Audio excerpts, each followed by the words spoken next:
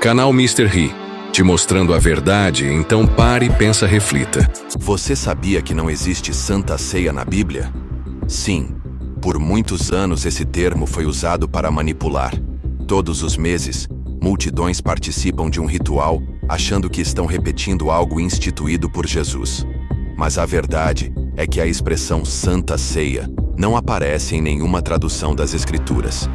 É um nome criado pela tradição religiosa, que se transformou em um mecanismo de controle, culpa e exclusão. E o mais assustador, a maioria das pessoas nem sabe de onde isso veio, nem o que Paulo realmente quis dizer.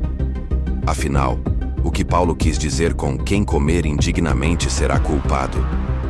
As igrejas ensinaram que comer indignamente significa participar com pecado escondido, ou sem estar em comunhão com a liderança ou com os padrões da denominação. Mas o contexto de 1 Coríntios capítulo 11 desmente completamente essa interpretação. Paulo diz claramente, porque ao comer, cada um toma antecipadamente a sua própria ceia, e assim, um passa fome e outro se embriaga. O problema era a desigualdade, o egoísmo, a falta de partilha. Alguns comiam tudo sozinhos. Outros, provavelmente os mais pobres da comunidade, não tinham o que comer. Comer indignamente, portanto, não tem nada a ver com a pureza moral de uma semana sem pecados. Tem a ver com desrespeito ao corpo, não ao corpo físico de Jesus, mas ao corpo espiritual, que é a igreja. Comer indignamente é ignorar o outro, desprezar o irmão, tornar a ceia um banquete particular e não uma comunhão fraterna. É esse tipo de comportamento que Paulo está repreendendo. E o que foi que Paulo recebeu do Senhor e passou aos coríntios?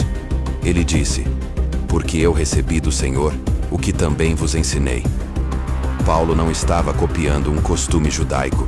Ele recebeu diretamente do Senhor a essência da ceia. Tomai, comei, isto é o meu corpo, que é partido por vós. Fazei isto em memória de mim. A chave está na palavra memória.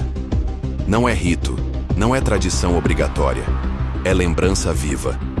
A ceia não foi dada para se tornar um teatro mensal, mas para manter viva a consciência do sacrifício. Cristo se entregou. Agora nós nos entregamos uns pelos outros. E quando Paulo diz, examine-se o homem a si mesmo, e assim coma. Mais uma vez, o ensino institucional transformou essa frase em um tipo de triagem espiritual. A pessoa senta no banco se sentindo culpada, examinando suas falhas, seu comportamento, com medo de participar. Mas Paulo não disse, examine-se e se abstenha. Ele disse, examine-se e assim coma. O autoexame não é para exclusão, é para consciência. Paulo está dizendo, pense no que você está fazendo. Você está participando de algo que representa Cristo. A ceia é para quem reconhece que precisa de Cristo, não para quem se acha perfeito. A análise que Paulo exige não é moralista, é comunitária. É uma análise do coração. Uma análise que diz, estou participando disso com reverência, com gratidão, com humildade, ou estou tratando como um ritual qualquer, como se fosse um show, um espetáculo, uma rotina. E aí vem a parte mais séria. As instituições religiosas ensinaram muitas coisas que não estão na Bíblia. Que a ceia só pode ser feita por um pastor. Que só participa quem está em comunhão com a igreja local. Que se você estiver em pecado, vai comer maldição. Que pão e suco viram corpo e sangue reais. Que criança não pode participar. Que quem não foi batizado não pode comer. Nada disso foi exigido por Jesus. Nada disso foi ensinado por Paulo. Nada disso foi escrito nas cartas às igrejas. Pior ainda, existem líderes religiosos que acreditam fielmente que aquele pedaço de pão de padaria e o suco de uva se tornam literalmente o corpo e o sangue de Cristo. Uma prova disso é que ao final do ritual, muitos enterram ou jogam as sobras em rios, tratando como se fosse uma substância divina. E quando há crianças no culto, elas não podem comer o mesmo pão que os adultos. Antes da oração de consagração, separa-se uma porção específica para elas, porque, segundo a doutrina, elas não estão preparadas. Que tipo de acusação seria essa? em que até uma criança é considerada indigna do corpo e do sangue, Jesus nunca instituiu essa barreira. Pelo contrário, ele disse: "Deixai vir a mim os pequeninos e não os impeçais, porque deles é o reino de Deus." Isso não é reverência, isso é religiosidade mistificada. As palavras de Jesus foram claras.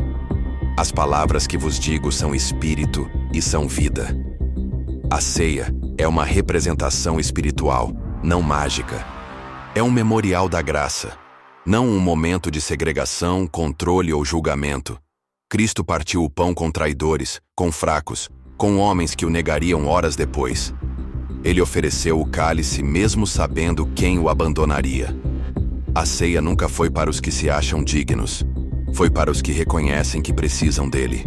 Se hoje a ceia te causa medo, se te faz sentir excluído, impuro, indigno, é porque ela já não é mais a ceia do Senhor. É um ritual de homens, com regras de homens, sustentado por instituições que perderam o foco. A ceia de Cristo não é um prêmio por bom comportamento. É um lembrete de que não somos nada sem Ele. Se Cristo não é o centro, não é ceia, é teatro. Voltemos à simplicidade do Evangelho. Partilhemos com amor, com consciência, com liberdade. Porque onde há comunhão, humildade e verdade, aí sim está o corpo de Cristo.